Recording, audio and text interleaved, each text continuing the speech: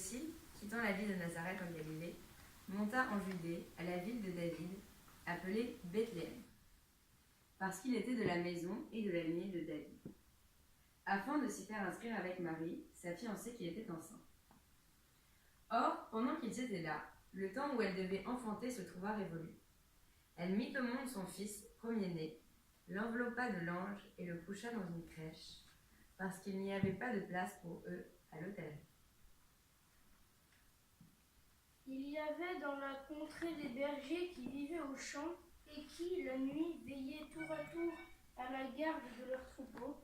L'ange du Seigneur leur apparut et la gloire du Seigneur les enveloppa de sa clarté. Et ils furent saisis d'une grande frayeur. Mais l'ange leur dit : « Rassurez-vous, car voici que je vous annonce une grande joie, qui sera celle de tout le peuple. Aujourd'hui, dans la cité de David, un sauveur est né, qui est le Christ Seigneur. Et ceci vous servira de signe.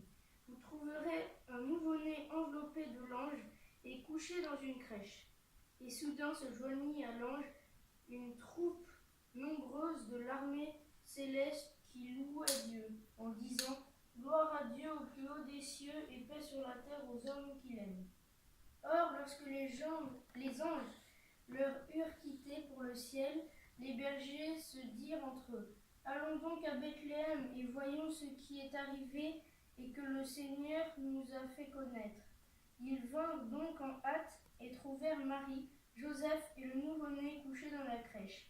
Et l'ayant vu, ils firent connaître ce qui leur avait été dit de cet enfant. Et tous ceux qui les entendirent furent émerveillés de ce que racontaient les bergers. Quant à Marie, elle conservait avec soin tous ces souvenirs et les méditait en son cœur.